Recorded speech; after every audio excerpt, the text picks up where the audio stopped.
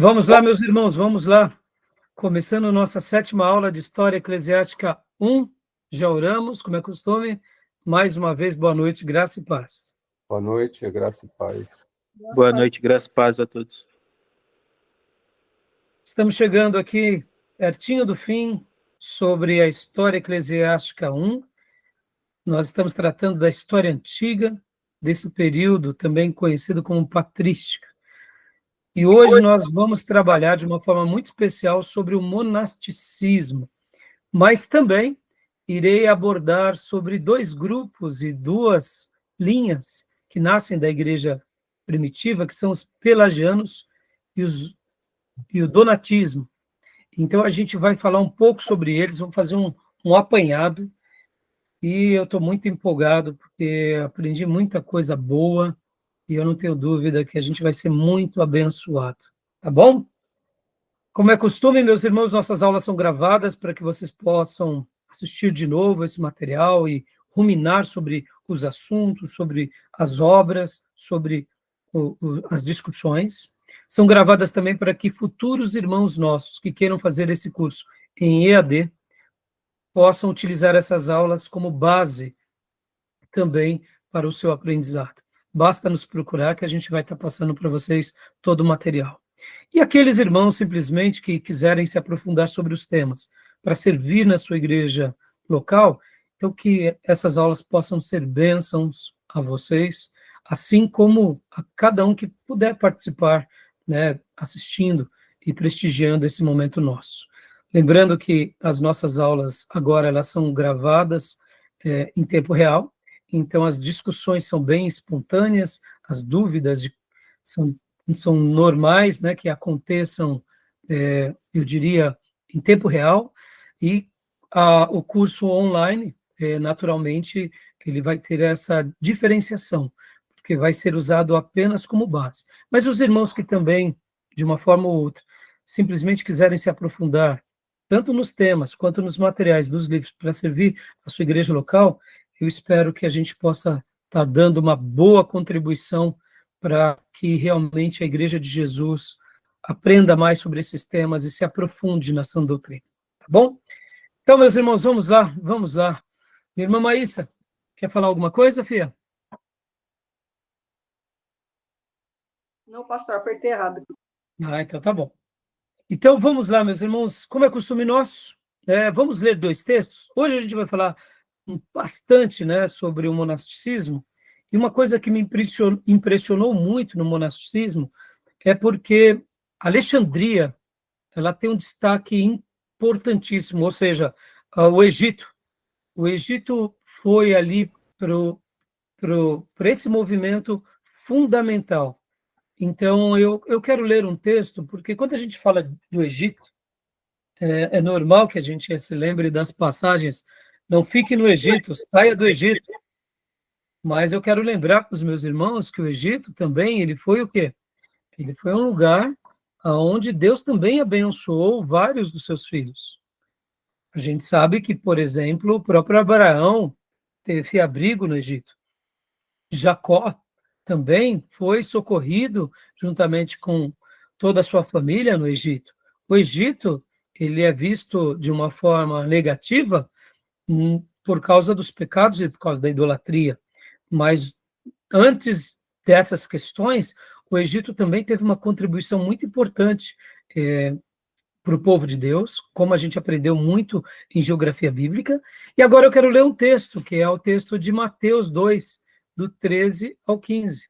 Então, eu vou até publicar aqui o texto e queria pedir que o nosso irmão Júnior lesse para nós, Júnior, aqui.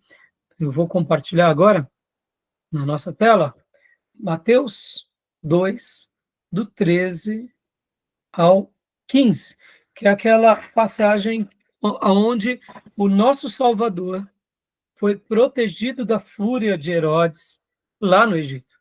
Então, leia para nós, Júnior, por favor. Está aqui na tela. Sim. E havendo ele se retirado, eis que um anjo do Senhor apareceu a José em sonho, dizendo: levanta-te, toma o menino e sua mãe, foge para o Egito e ali fica até que eu te fale. Herodes há de procurar o menino para o matar. Levanta-te, pois, tomou de noite, continua? Continue. Até o 15. Tomou de noite o menino e sua mãe e partiu para o Egito. E lá ficou até a morte de Herodes, para que se cumprisse o que fora dito da parte do Senhor pelo profeta. Do Egito chamei meu filho. Ótimo. Até aí. Do Egito, chamei o meu filho. A gente, né, nós temos duas cidades que são estereótipo de condenação, que é o Egito e a Babilônia. Mas nós sabemos que tanto no Egito quanto também a Babilônia foram lugares onde Deus tratou com o seu povo, ou seja, foram escolas de Deus para o seu povo. E é claro, para todos os egípcios e para todos os babilônios. Mas hoje, como a gente vai falar bastante sobre o monasticismo, eu fiz questão de ler esse texto, lembrando que o Egito também, nos dias de Herodes, nos dias em que Jesus ainda era um bebê, foi uma cidade, foi um lugar, um país, em especial uma nação, que protegeu, de uma certa forma, pela providência divina, o nosso Salvador e José e Maria. E eu quero lembrar também que os magos, quando eles trazem o incenso, a mirra e o ouro, essas três coisas, esses três presentes, serviram como bênção para toda essa estadia de Jesus e da sua família lá no Egito. Porque não era fácil uma pessoa, do dia para a noite, ter que sair da sua casa, fugindo para uma outra nação, ainda mais passando ali pela península do Sinai. Então, Deus providenciou com que os donativos, ou seja, os presentes dos magos, também fosse não só um presente para honrar o rei dos judeus, mas também para providenciar meios para a partida, para a fuga, para a estadia e para o retorno. Então, é muito interessante como o nosso Deus é um Deus de provisão. Guarde isso. Na provisão do Senhor, ele tem sempre uma maneira de trabalhar na vida do seu servo, em uma família, em uma nação, em um povo. Não foi diferente com Jesus e não vai ser diferente hoje também no tema que nós estaremos tratando, que será sobre o monasticismo. Como nós estaremos trabalhando aqui sobre, de fato, a história da Igreja Antiga, então eu quero lembrar ainda que o romanismo aqui não tinha iniciado, tá bom, meus irmãos? Guardem isso, tá? O romanismo ainda aqui não tinha nascido. Ele já estava querendo surgir, mas ele ainda não estava, eu diria, estabelecido, como, por exemplo, a própria Igreja Católica vai remontar. Esse assunto que a gente vai trabalhar hoje aqui, a gente tem que tirar um pouco do preconceito, porque toda vez que nós falamos sobre esse assunto que é monasticismo, nós olhamos para os monastérios, nós olhamos para tudo que se deriva deles, a gente já olha com preconceito. Mas a gente tem que lembrar que, assim como no Velho Testamento, Deus levantou uma escola de profetas, e ali Deus usou os seus servos, aqui no cristianismo primitivo, eu diria que foi mais ou menos isso que começa a surgir. Eu sei que é muito difícil de falar sobre o monasticismo, porque o formato pelo qual nós conhecemos é o formato com os óculos e na roupagem católica apostólica romana. Mas hoje eu queria pegar aqui o corte da história antes do romanismo. Aliás, vocês vão lembrar muito bem que esse movimento ele se fortalece logo depois de Constantino. Então vai ser muito interessante a discussão. Por isso que também na pauta de hoje eu quero falar sobre o donatismo, né, e o pelagianismo. Eu quero falar deles porque vai ser muito interessante o embate e a gente compreende como eles se posicionaram. Agora, talvez vocês falem assim, pastor, mas foram todos os eremitas, todos os monges que acertaram, que fizeram uma boa obra? Claro que não, meus irmãos. A heresia sempre existiu. Vocês vão se lembrar que logo ali, no início do segundo século, já tinha Marcion, que era um herético. Depois vem Ário, A gente debateu já um pouquinho sobre o arianismo, ou seja, as heresias elas nascem dentro da igreja, mas elas vão sendo separadas. E há um embate por parte dos nossos líderes do passado contra essas heresias. Então, olha só que interessante. Então, hoje a gente vai trabalhar, vai ser muito legal. E eu quero ler o segundo texto também, que está aqui em Marcos 10, 21. Marcos 10, 21, que também é um texto que é a base de todos os, eu diria, seguidores, né, e monges que seguem o monasticismo. Eu vou compartilhar aqui na tela com vocês. Maísa, lê para nós, por gentileza. Marcos 10, 21. 10, 21. E Jesus, olhando para ele, o amou. Ele disse: uma coisa te falta. Vai. Aqui que tá. Vende tudo quanto tens e dá aos pobres, e terás um tesouro no céu. E vem, segue-me. Ótimo, obrigado, minha irmã. Ou seja, esse texto, meus irmãos, é o grande texto, é o grande texto que é a base de muitos homens que se dedicaram à vida de eremita ou se tornaram monges no passado. Bom, hoje a gente vai trabalhar também aqui, irmãos, em cima desse livro-texto. Deixa eu mostrar aqui para vocês.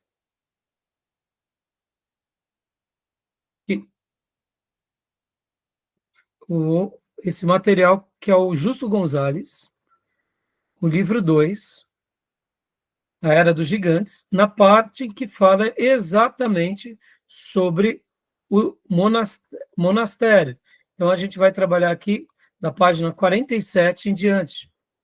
Aqui, ó, a reação monástica, ou melhor, página 57 em diante, tá bom? E eu também vou estar utilizando aqui, e eu já até quero mostrar para vocês, 2 materiais que me serviram de apoio, que são as aulas da professora Márcia Zollner. Olha só, essa aula, quem não assistiu, assista depois a aula 10. Eu recomendo a professora Márcia, eu vou estar pegando emprestado aqui os slides dela, e também desse outro irmão, que é o irmão Juliano Reis, se não me engano, a pronúncia é essa, que é a aula 12 também, é um site Pão Evangelho, site não, é uma página no YouTube, eu já disponibilizei também para vocês aqui no nosso canal do seminário de WhatsApp. Eu gostei muito, vou estar utilizando esses materiais. E no caso da professora Márcia, eu também estarei utilizando a aula 11, que ela também fala sobre os pelagianos e os donasticismos, tá bom? Beleza, meus irmãos? Então, vamos lá, vamos trabalhar agora? Vamos, alguma pergunta, alguma dúvida? Alguma fala agora? Então, vamos lá, meus irmãos. Vamos começar aqui. Deixa eu mostrar aqui para vocês. Opa! Deixa eu só fechar aqui, só um segundo. Deixa eu ver se eu... Aqui, e joia. Eu vou compartilhar aqui para vocês, então, alguns slides, como eu disse, que eu peguei emprestado da própria aula da professora Márcia, como também do irmão Juliano, quero acreditar que é professor Juliano, eu gostei demais do material deles. Irmãos, e percebam, né, nesse material aqui, deixa eu aproveitar aqui antes de compartilhar. Olha só, esse livro, que é o Cristianismo através dos séculos, do Carnes, ele é um livro esplêndido, ele tem uma síntese muito boa de tudo que a gente está trabalhando aqui. Mas olha só que interessante, quando ele fala a história da Igreja Antiga, ele vai trabalhar até o ano de 590, quando ele começa, de fato, essa fase, como é chamada, Idade Média. Eu não farei isso. As nossas aulas, elas terminarão agora, hoje é o 7º dia de aula, lembrando que temos cada dia de aula são 3 aulas num dia, então é o nosso 7º encontro. Nós teremos só 9 encontros, porque na próxima aula eu quero fazer um pente fino sobre os concílios, e na última aula eu quero falar sobre a queda de Roma e os bárbaros. Então, eu estou tentando trabalhar mais voltado sobre tema. Então, a gente vai fechar as nossas aulas na queda de Roma, então 476. Mas o Cairns, ele faz aqui a sua divisão entre a história da Igreja Antiga e história da Igreja Medieval, que vai de 590 a 1517. História Eclesiástica 2, que a gente vai entrar em Idade Média, a história da Igreja Medieval. Então, no nosso caso, a gente vai pegar de 476 em diante, tá bom? E a gente vai chegar até a Reforma Protestante, um pouquinho depois da Reforma Protestante. Obrigado, mamãe. Obrigado. Então, a gente não vamos apenas até 517. Eu vou passar um pouquinho, porque o nosso curso médio, ele não dá História Eclesiástica 3, que seria da Reforma Protestante até os dias modernos.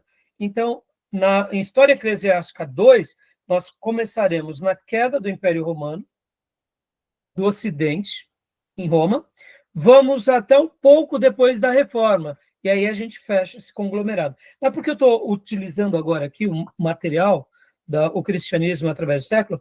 Porque, irmãos, são tantos temas, são tantos assuntos, que nenhum historiador ele vai trazer uma síntese precisa de todos os fatos.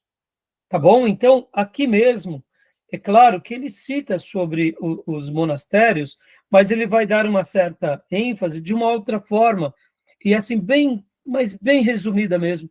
Então, por isso que eu fiz questão de fazer essa lição de casa aqui com vocês, porque esse tema, ele é muito, mas muito importante.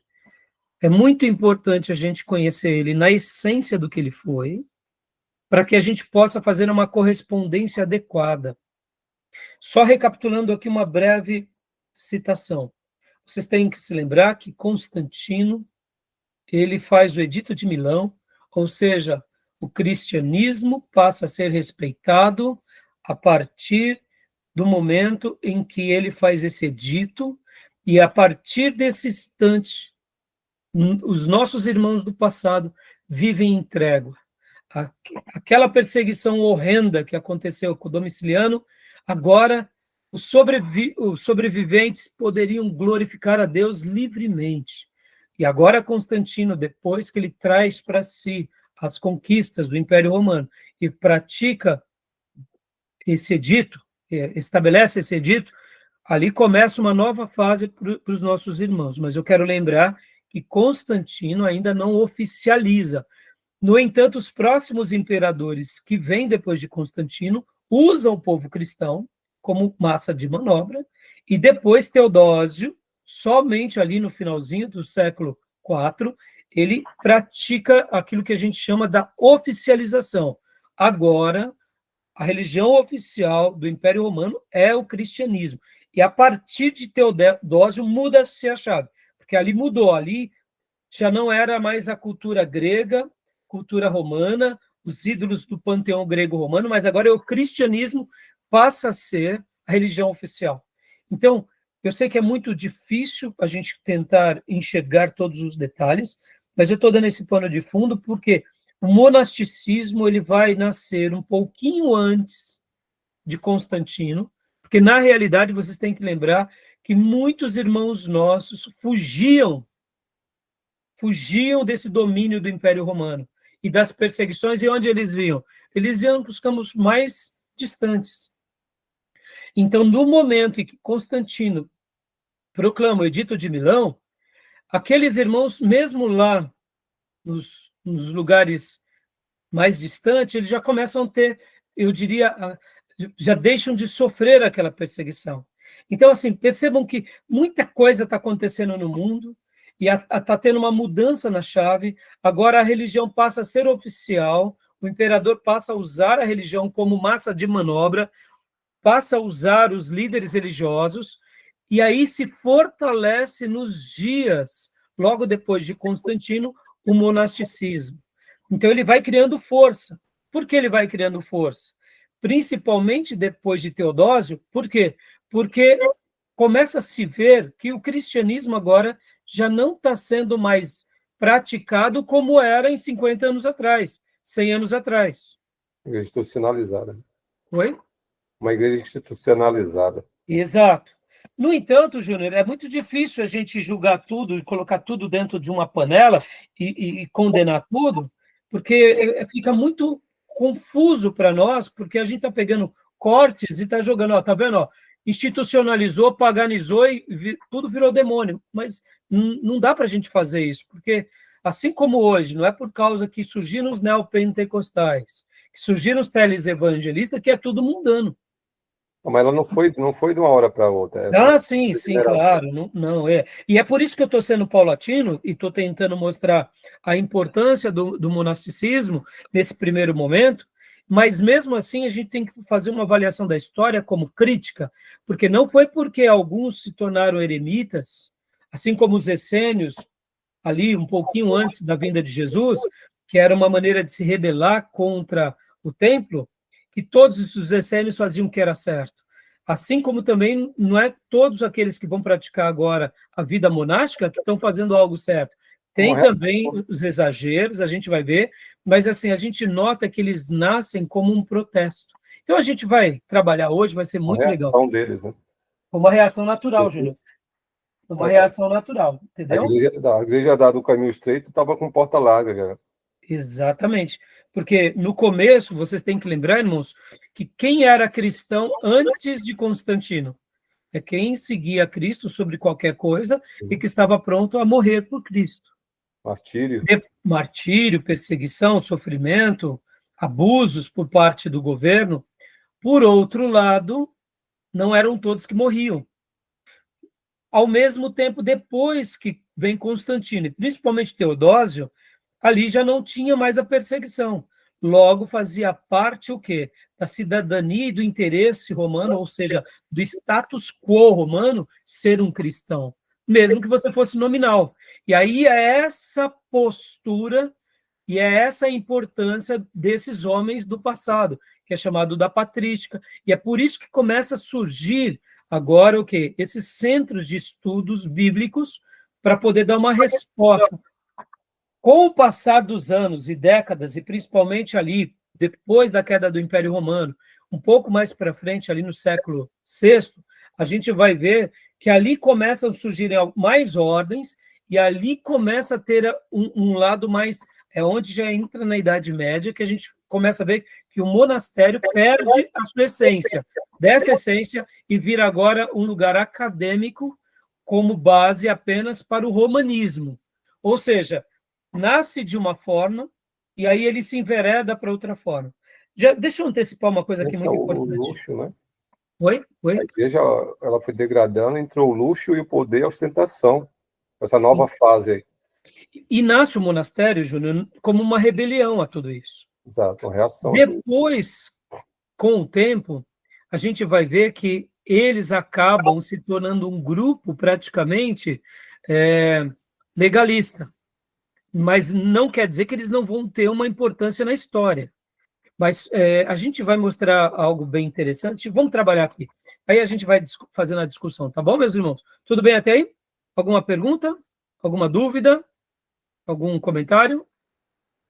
Então, meus irmãos, olha só, eu quero agora compartilhar aqui com vocês esse material, que é o material da professora Márcia. Olha só. Vamos lá. Monasticismo.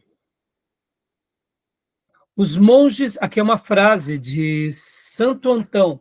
Irmão, vocês têm que lembrar que tudo que se trata da história eclesiástica, ou grande parte, quem escreveu ou escreveu muito, foram os próprios católicos. Então, eles vão canonizar todos os pais da patrística, ou quase todos, e eles vão chamar de santo. Por isso que nós temos, eu diria, repulsa.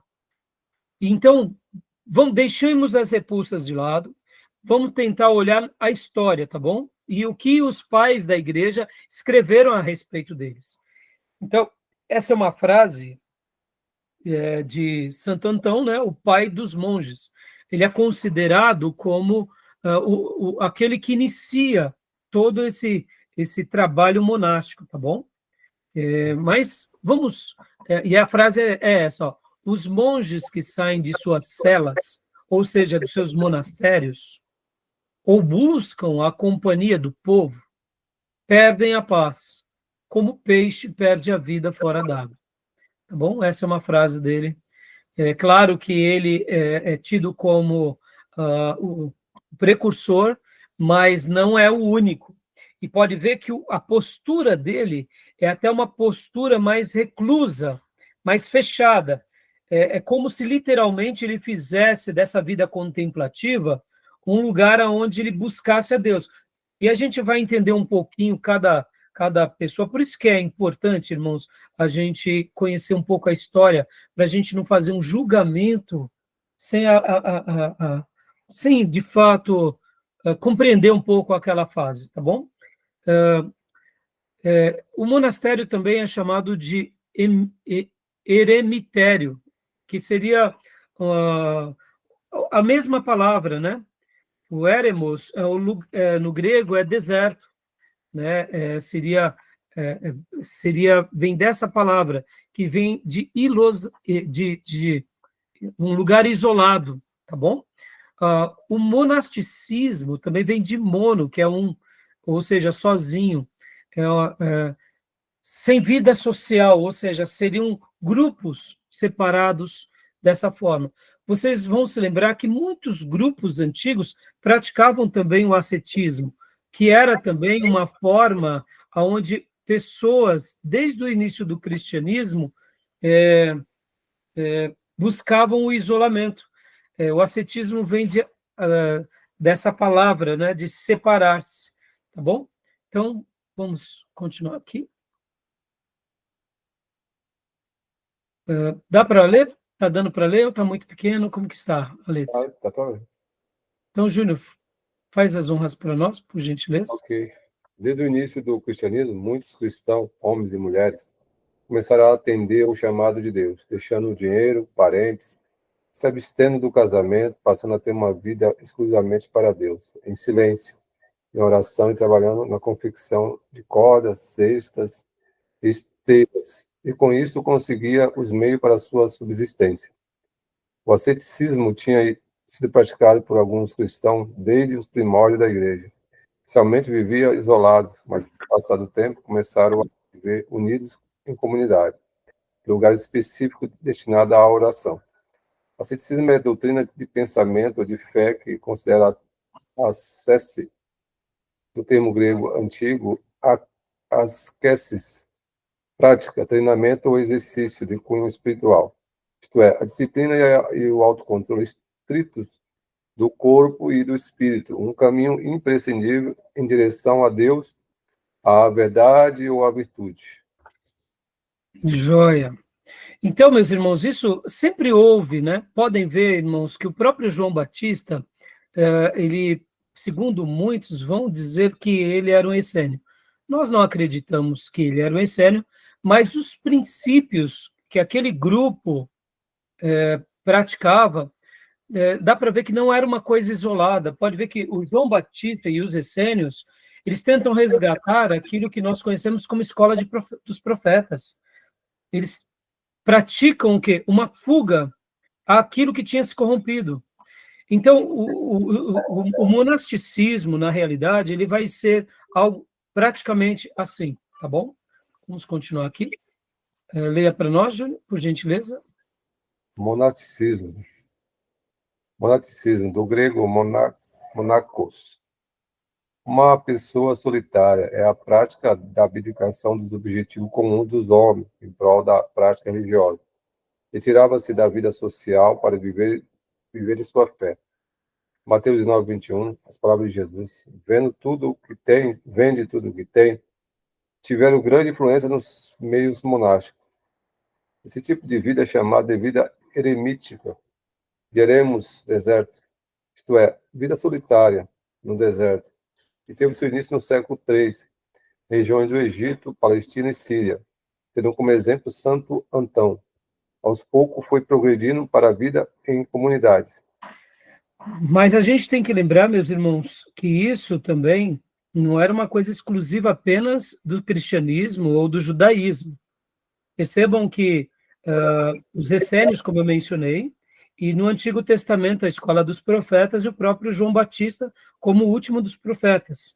Então, essa prática de praticar o isolamento, a vida contemplativa, buscar a Deus, se consagrar, não era uma coisa tão distante, até porque nesses primeiros anos e décadas e séculos, até o terceiro século, a perseguição, quando ela se intensificava no Império, os nossos irmãos do passado praticavam isso de uma forma pela própria sobrevivência.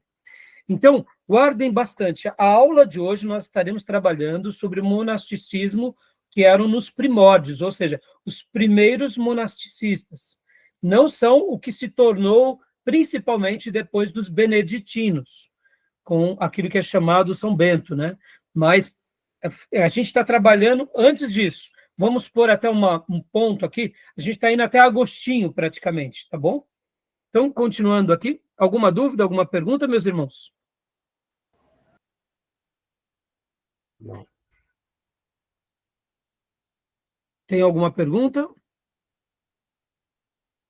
Percebam que essas influências, irmãos, na história, por exemplo, a gente vai ver que os pitagóricos também, eles tinham características também um pouco parecidas com isso. Eles gostavam de viver, que eram da escola de Pitágoras, né?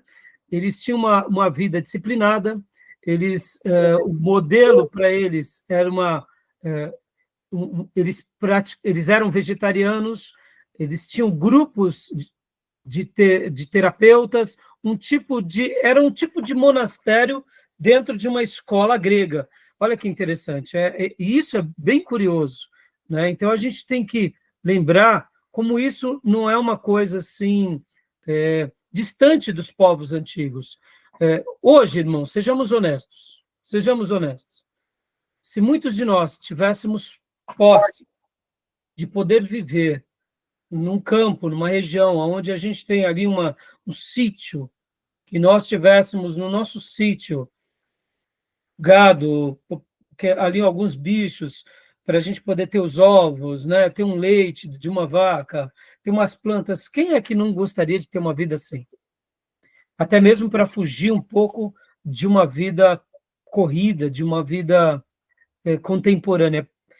Percebam que hoje os grandes milionários do mundo vão morar aonde? Vão morar na Suíça, vão morar em países de primeiro mundo, nas suas fazendas. Por quê? Porque esse é o ideal do ser humano, né? Então, essa ideia de uma vida mais recatada, de uma vida mais sossegada, ela é o grande ideal da maioria das pessoas. E ainda mais, a gente tem que lembrar que esses dias eram dias de muito conflitos, né? Tá bom? Os Amish e os Menonitas hoje, nos nossos dias, não pode ter uma similaridade, embora eles vivem em comunidade, porque eles não participam da nossa vida Sim. social. Eles têm a vida social dele, eles estão no século XIX, né? Grupos mais reclusos. E eles representam bem um pouco, Júnior, o que são essa vida meia monástica. Uhum. Assim como também quando nós estudamos aqui a aula Missões, que nós falamos do movimento moraviano, o que eram os moravianos, senão praticamente quase que uma vida monástica? Por quê? Porque eles viviam reclusos debaixo de um lugar onde tinha ali o conde de Zinzendorf, que cuidava daquela comunidade, onde evangelizava aquela comunidade, e eles foram evangelizar o mundo. Então, os moravianos, de uma certa medida, remetem a essa ideia. Por isso que hoje, essa aula, eu estou muito empolgado, e peguei esse material, estudei, avaliei, e quero passar para vocês, porque assim, quando a gente faz um corte, a gente ouve, né, alguns professores citando sobre o monastério e os monges, a gente já coloca tudo dentro do balaio do catolicismo e joga fora. E aí é por isso que eu estou falando aqui, que a gente está olhando aqui para os primórdios do monasticismo. E a gente não pode pegar, por exemplo, e colocar esses grandes homens de Deus, que foram Basílio de Cesareia, que foram o próprio Eusébio, Basílio de Cesareia, o próprio Eusébio também de Cesareia, e tantos outros grandes homens de Deus, Agostinho de Hipona, e falar que eles são romanistas. Não, não. Quando nós fazemos o corte devido, nós vamos ver que não, eles eram cristãos fervorosos que estavam agora querendo reinventar, diante da nova situação que eles estavam vivendo, uma maneira saudável do que? De se proteger, proteger a sua comunidade e continuar ajudando as pessoas. Então, é bastante curioso, tá? Então, só para a gente correr aqui, aqui a professora Márcia trouxe vários termos interessantes que eu fiz questão de também passar para vocês. Leia para nós agora, Maísa, por gentileza, esse slide. Vou correr um pouco com os slides, irmãos, para a gente fazer a discussão com os outros materiais que eu separei com vocês, tá bom? Tá bom. Termos específicos. Os termos empregados para os ascetas incluíam monge, homem solitário que vivia sozinho, anacoreta, aquele que se retira, eremita, da palavra eremus, deserto em grego, cenobita, é um monge que vive em comunidades retiradas. No uso comum, monge tornou-se a palavra geral, enquanto os que o termos anacoreta e eremita. Está cortado, né, pastor? Está cortado.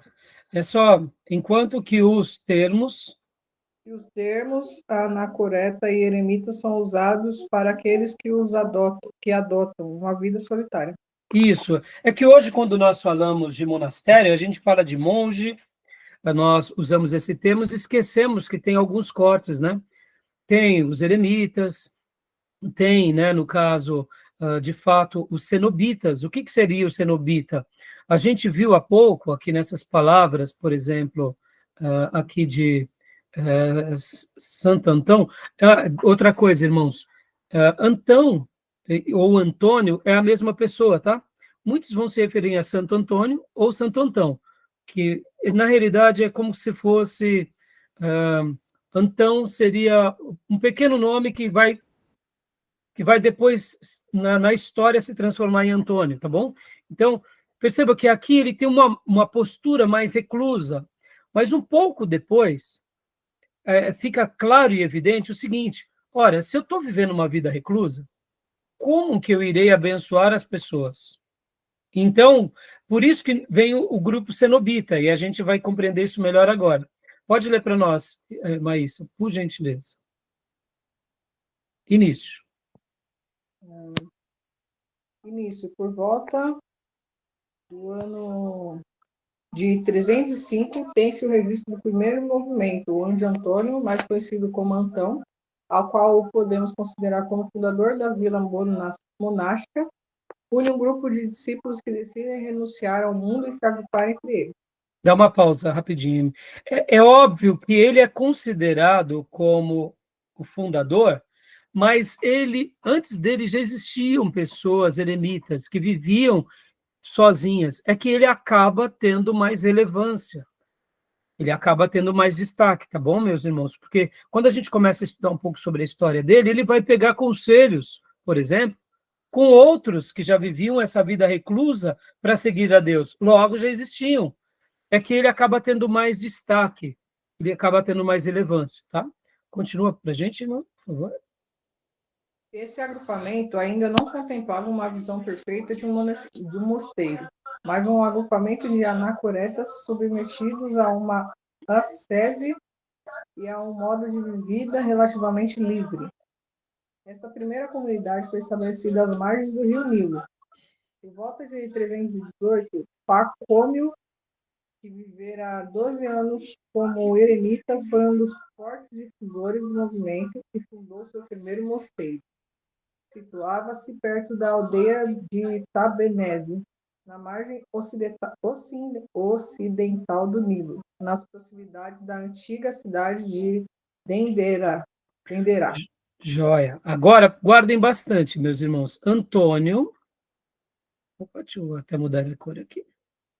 Antônio ou Antão, né, como a gente já está vendo aqui, Antônio ou Antão, eles são considerados os primeiros, mas agora vem Pacônio.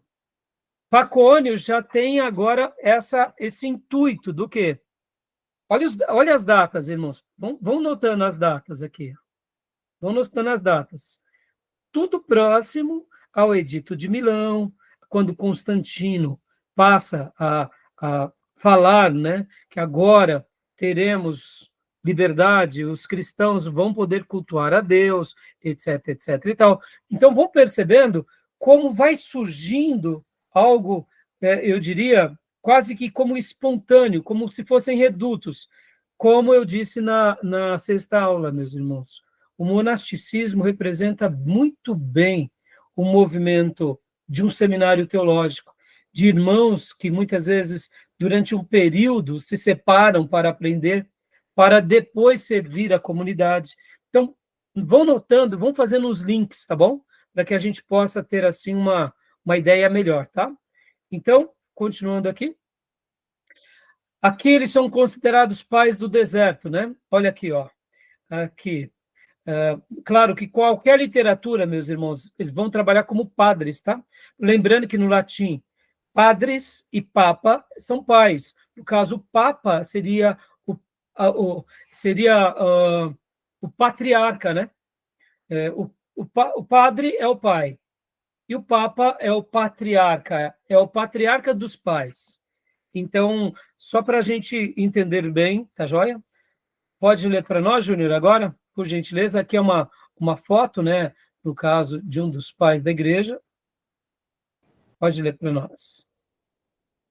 Ou melhor, desses que são os líderes do monasticismo, né?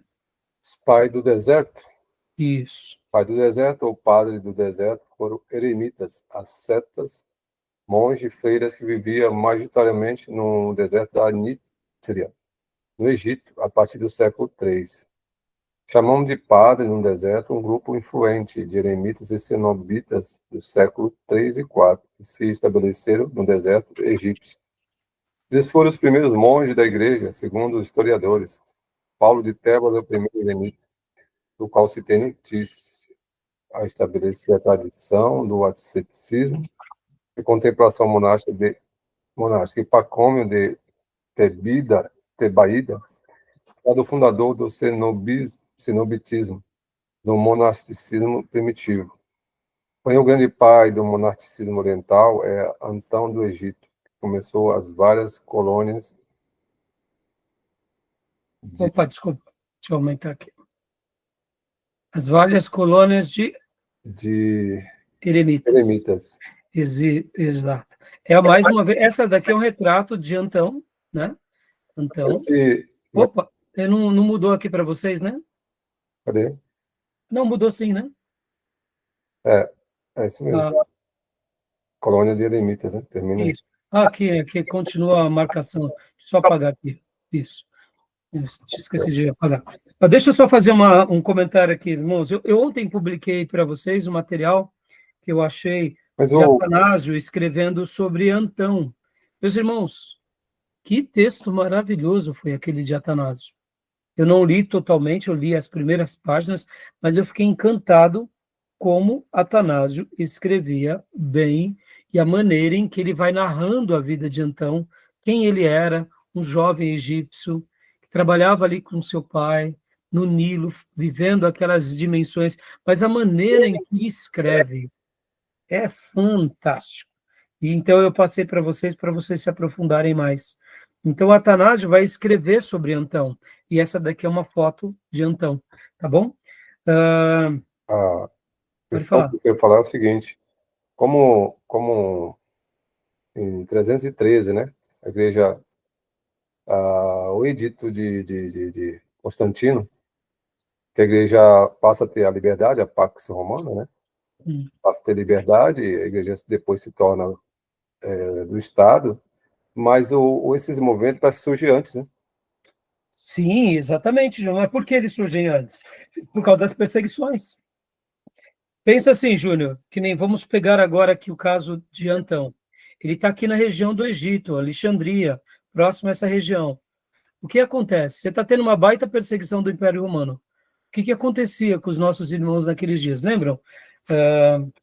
Irmãos, como que se fazia uma perseguição? Vamos pensar um pouco aqui. Lembram? Quais eram as denúncias que nós tínhamos como irmãos, né?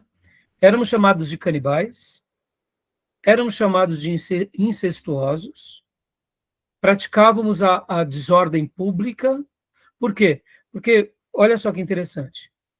Por que a desordem pública? Se o imperador, por exemplo, fosse vaidoso e falasse que todos precisavam fazer o sacrifício a ele, ou declarar fidelidade a ele, como alguns irmãos historiadores vão dizer, não é que um irmão, vamos imaginar nós aqui, não é que nós íamos, por exemplo, numa sede romana e pegávamos e fazíamos um sacrifício e prestávamos um culto. Era algo muito simples.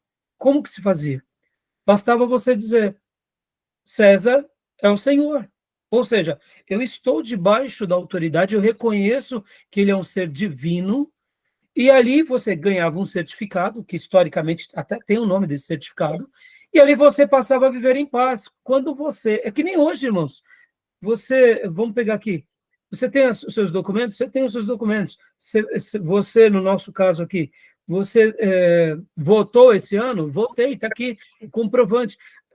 Praticamente, a ordem romana, ela colocava dentro dos seus critérios para ter um mundo organizado, que o imperador, quando ele era adorado, você fazia parte daquela cidadania, você não ia na contramão como faziam os bárbaros. Os bárbaros, além de não terem a cultura romana, eles não prestavam homenagem a Roma, ou a César, muito menos a fidelidade ao quê? Ao Estado romano. O que estava muito atrelado ao culto ao imperador? Estava muito atrelado o seguinte, eu estou em conformidade com o Estado. No momento em que eu adoro César, o imperador, eu demonstro que eu estou debaixo de todos os códigos civil ético de Roma. Então, bastava você curvar a cabeça, fazer uma reverência, que você era uma pessoa, vamos dizer assim, que cultuava o imperador. Então, a gente pensa que naqueles dias, de fato, os nossos... César, ele pedia, se ajoelhe, preste adoração, beije os meus pés, beije a minha mão. Essa é a ideia do papado, de beijar a mão.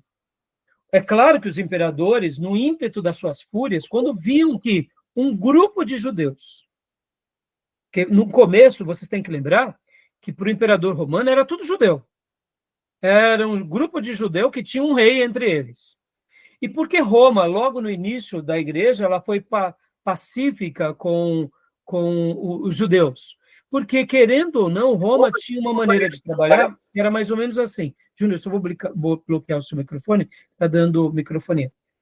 Eles não iam contra os judeus, porque os judeus eles já estavam debaixo do seu sistema de organização e eles tinham seus próprios credos religiosos. Então, Roma não queria se meter com os judeus, porque, pela experiência dos imperadores romanos, todas as vezes que eles tinham uma nação já organizada e estruturada, bastava eles estarem de acordo com a lei romana, indiferente do que eles fizessem. As questões religiosas deles, eles se viravam.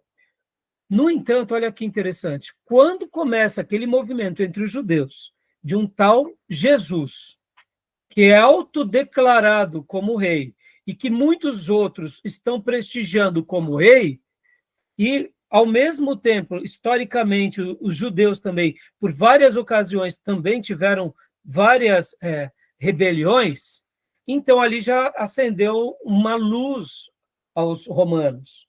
E aí começa a perseguição, em primeiro lugar, contra os judeus e depois contra os cristãos, porque agora esse grupo de cristãos não diz mais que César é o Senhor, e também dizem que agora sobre eles tem um outro rei, que o nome dele é Jesus Cristo. Ou seja, no primeiro momento, como estadista vaidoso, eles viam nos cristãos um grupo muito perigoso. Por isso que eles perseguiam também.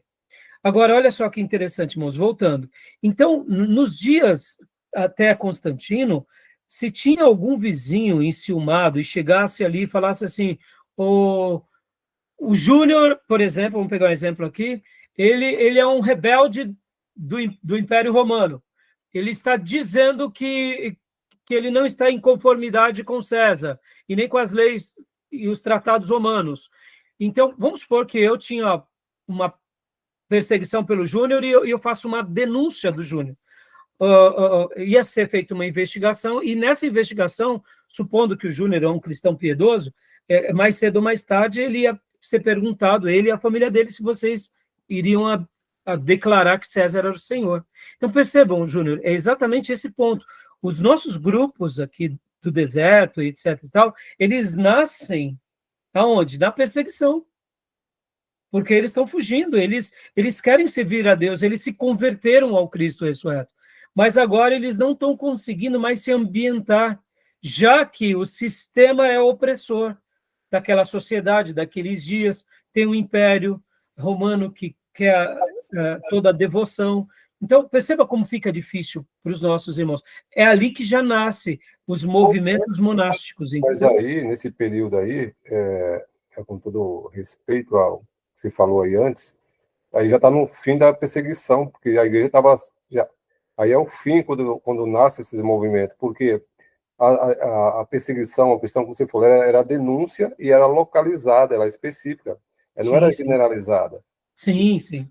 E esse momento que nasce eles, eu acredito que o motivo mais plausível seria a questão da igreja, que se tornou uma igreja institucionalizada, e esses homens piedosos não aceitavam a igreja como estava se estabelecendo agora. Não, exatamente. Eu estava tentando chegar nesse ponto, Júnior, porque, de fato, o que eu quero dizer é assim, que na perseguição já nascem os grupos helenitas. Mas a ideia do monastério vai ser sedimentado mais com o Pacônio logo depois do quê? Da pacificação. Exatamente, entendeu? Então, Antão começa esse movimento, mas de uma forma mais desorganizada. E depois vem Pacônio e organiza mais, como um protesto a esse sistema que agora foi ajustado.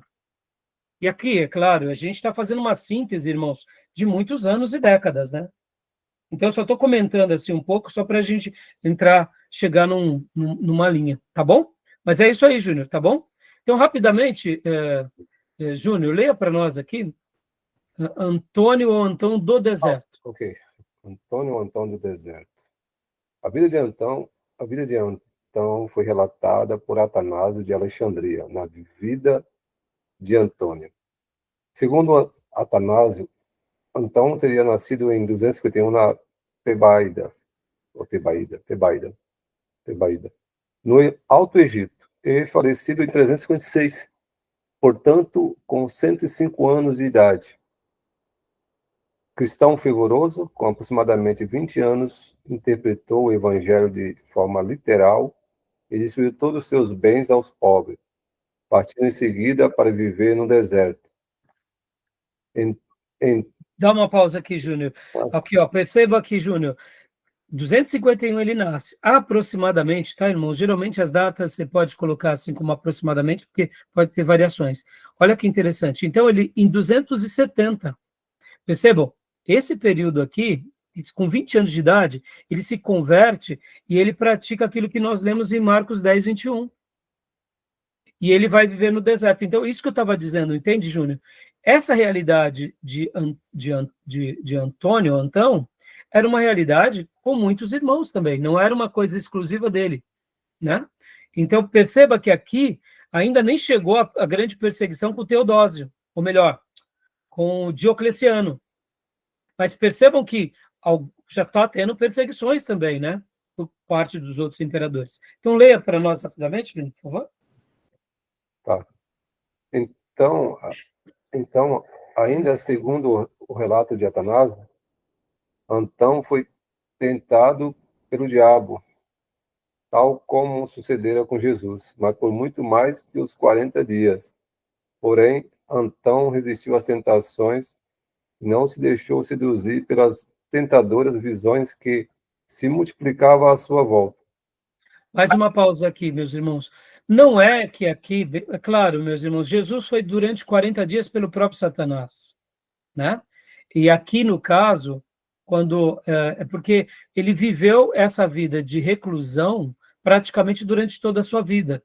Então, é óbvio que agora, segundo o romanismo, eles vão querer mostrar que eles são santos, que praticaram aquilo de uma forma, quem sabe, igual a Jesus. Percebam que o romanismo ele acaba dourando a pílula, né, meus irmãos? Então, a gente tem que entender e fazer as devidas proporções, tá bom? Mas o mais interessante é a gente ler, por exemplo, as obras de Atanásio, para a gente entender melhor cada um desses momentos, tá bom? Do que os óculos romanistas, né?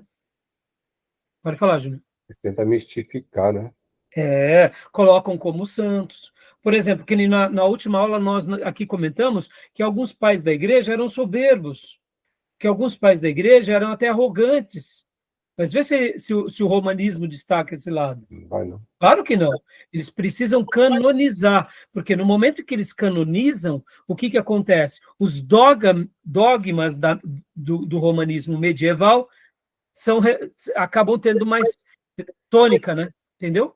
Então, continua para nós, Júnior, por favor. O seu nome começou a ganhar fama por ser exímio na arte de pastorar. Isto o levou a ser venerado por numerosos visitantes, sendo visitado no deserto por inúmeros peregrinos. Em 311, viajou até Alexandria para ajudar os cristãos perseguidos por Maximino Daia, regressando em 355 para impugnar a doutrina ariana. Ou seja, perceba, aqui, quando as pessoas fazem essa peregrinação, o que nós lembramos, irmãos? Escola dos profetas. Quando a gente vê essa atitude dele aqui também, com relação a ajudar os cristãos perseguidos, o que ele está fazendo aqui? Mais uma vez, eram momentos de muita perseguição. Então, perceba, ele era um cristão piedoso, estava vivendo agora de forma reclusa no deserto, fazendo uma obra como foi João Batista, etc. e tal. Tá bom? Então, mais um pouquinho, Júnior, só para a gente tentar correr, né? Aqui, ó. Pode ler para nós, meu irmão? Vou aumentar a letra. Certo. Antão e então dá umas palavras parecidas. Antão e então. O Antônio, né? Antão dedicou todo o seu tempo à vida ascética, atento a si mesmo e vivendo de renúncia a si mesmo, perto de sua própria casa. Ainda não existia tantas celas monásticas no Egito, e nenhum monge conhecia sequer o longínquo deserto. Fazia trabalho manual, pois tinha ouvido que o que não quer trabalhar não tem direito de comer. 2 Tessalonicenses 3:10. O que recebia, guardava algo para sua manutenção e o resto dava aos pobres.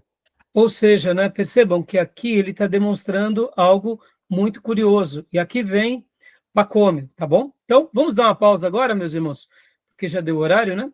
Mas tudo bem até aqui? Beleza, tá dando uma hora. Para entender? Tá dando para entender? Tá alguma dúvida? Assim, irmãos, esse é um assunto, como eu falei há pouco, que eu gostei demais, porque percebam que aqui até a gravura, né, os desenhos, eles dão a ideia, isso daqui é mais grego, viu? Isso daqui seria mais da Igreja Ortodoxa Grega, tá bom, meus irmãos? Ou até mesmo de alguma outra linha, né, que nem da Igreja Copta também, porque olha que interessante, irmãos, a gente vai ver que a Igreja do Egito, depois, ali no 5º século, ela se separa, a Igreja do Egito, ela se separa no Concílio de Calcedônia. Olha que interessante. A Igreja Copta até hoje existe, porque uma vez teve um atentado lá. Exato. E por isso que eu passei para vocês um vídeo, Júnior, lá no grupo, falando sobre a história da Igreja Copta. E lá no Egito, eles eram fortíssimos. Então, quando a gente pensa aqui, né, no catolicismo ou no romanismo, a gente é influenciado demais pelos romanos. mas temos o ortodoxo grego e o ortodoxo russo, que são as duas maiores forças, mas temos também a Igreja Católica Egípcia, que é muito forte. E, inclusive, o vídeo que eu passei para vocês, assistam, porque trazem riquezas muito grandes, e me fez lembrar de quem? Desses grandes eremitas, que são pessoas que vão influenciar na criação desse movimento no Egito. E olha que coisa linda, irmãos. Esses movimentos desses peregrinos, desses monges, os chamados cristãos do deserto, eles vão criar comunidades fortíssimas no Egito. O Egito vai se tornar um lugar onde a evangelização no mundo vai ser muito abençoada a partir deles. Então, é muito interessante essas questões e a gente acaba, muitas vezes, não sabendo desses detalhes, né? E, então, eles são chamados, inclusive, irmãos, os monastérios do Oriente, porque depois vai ter os monastérios do Ocidente. E, historicamente, os monastérios oriental, esse grupo, eles tinham características muito mais rígidas, só que, ao mesmo tempo, eles faziam obras missionárias. Ou seja, eles viviam uma vida reclusa, ora sozinhos e depois mais em comunidades, como a gente vai ver, e, ao mesmo tempo, eles faziam missões. Os povos bárbaros, como a gente vai ver nos próximos blocos, vão ser ganhos por trabalhos por parte dessas igrejas que nascem a partir dos monastérios.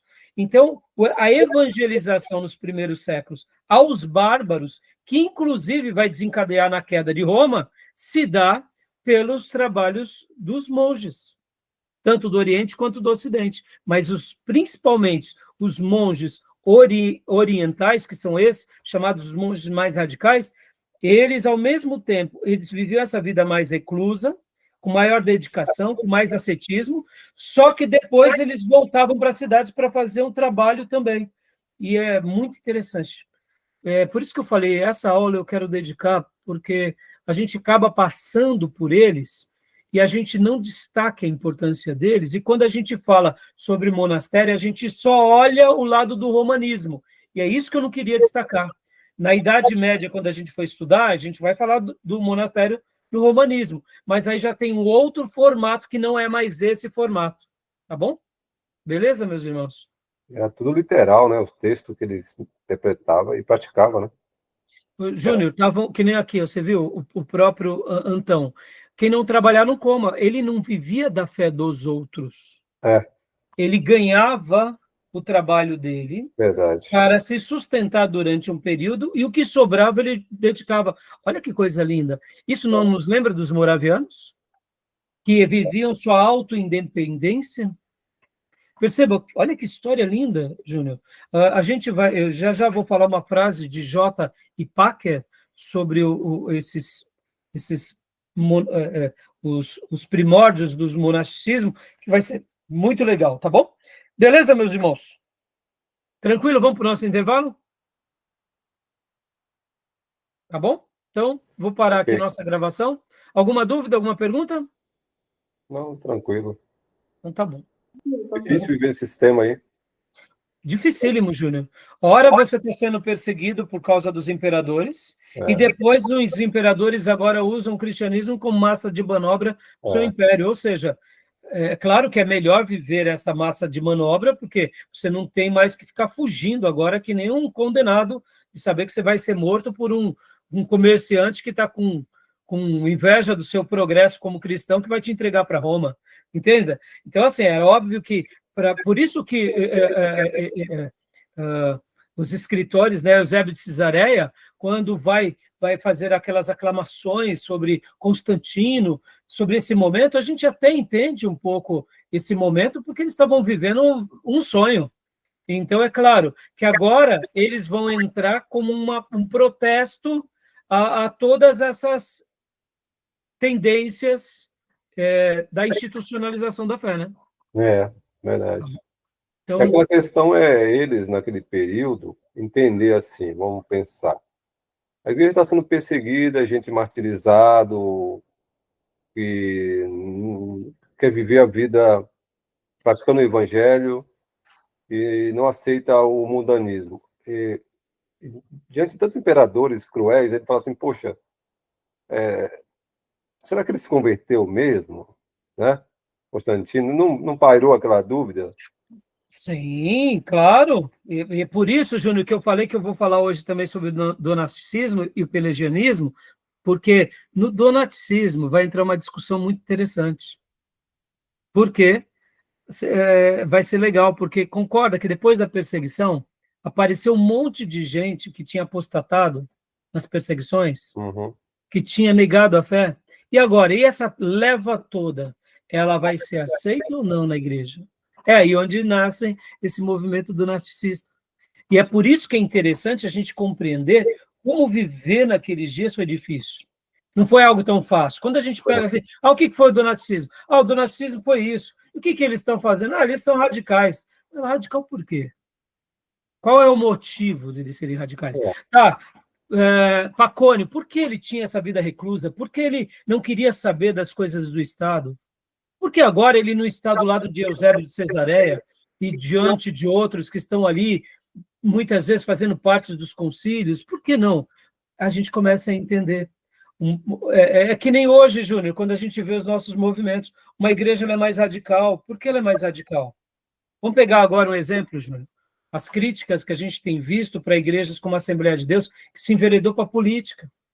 Naturalmente, vai ter uma divisão muito grande. Por quê? Porque muita gente não concorda com isso. Isso vale para os batistas, para os presbiterianos. A mesma coisa aconteceu quando os presbiterianos e batistas se enveredaram para o caminho da maçonaria.